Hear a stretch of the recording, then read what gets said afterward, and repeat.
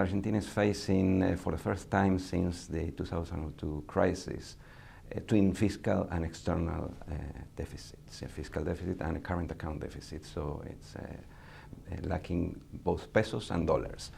And part of this is due to a growing energy deficit. Argentina last year imported close to $10 billion in gas, and the deficit in the energy sector was $3 billion, and much of this essentially adds to the fiscal deficit. So one of the key drivers of the growing fiscal deficit is the energy deficit, and by moving to take over YPF, they, I think, try to at least reduce or at least put an end to this growing gap that is deteriorating fiscal balances.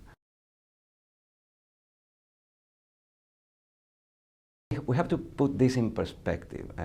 For starters, we have to bear in mind that the privatization, the sale actually, of YPF in 1999 to Repsol was to a large extent a reflection of fiscal deficit and the need to produce dollars to pay the debt service, external debt service.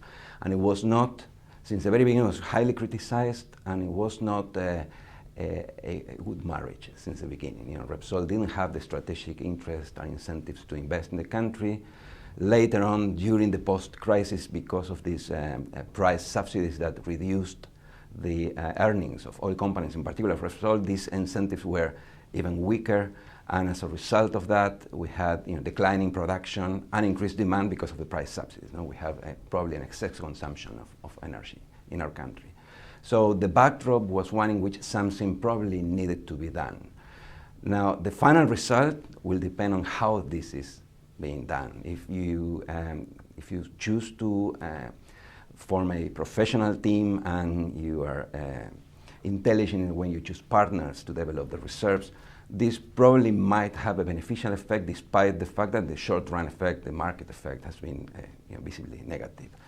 If, by contrast, the company falls prey to the fiscal needs that I mentioned before, then you may follow in the steps of, say, the Aerolíneas Argentinas, the national airlines that essentially has shown the growing deficits and declining production over the years. So I would say the ball now is in the government's field, and we need to see the signals that the government starts sending once the law is approved. I think there were better ways to do this. I think the political factors intervened in the way they did it. This takeover, this expropriation is highly popular. The government, because of economic concerns and some allegation of corruption, has been falling in terms of image and political support in the past few weeks or months. And I think they were tempted to have this as a big nationalistic move in order to create, a newly found support from the population. And that, of course, has a downside. The downside is that internationally, the image of the country, and particularly the market reaction and increasing financing costs, can harm investment and economic growth in the near future, in a context in which the country is increasingly in need of integration, financial integration, because, as I said, it's running an external deficit. So I would say this could have been done before in a different way, possibly much better, in a negotiated way. And the upside is still there, but I think the financial downside that I mentioned before may ultimately defeat the purpose of the whole affair. Multilaterally is certainly negative.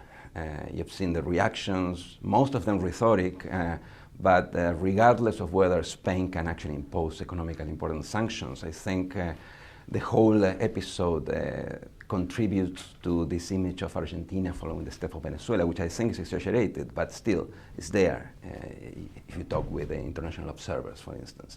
That doesn't help, again, the performance of foreign direct investment in the country has been comparatively low relative to other Latin American countries if you look at the economic performance and size of Argentina. So in that sense, I think internationally they will pay a cost that is not necessarily economical, but over the long run it's very difficult to undo the effect that this type of moves have on the country's image.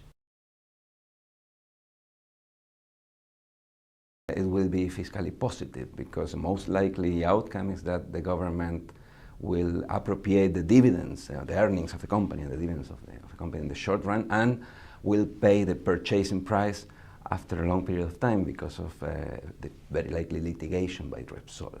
So in that sense, this year, next year, the net impact will be fiscally positive.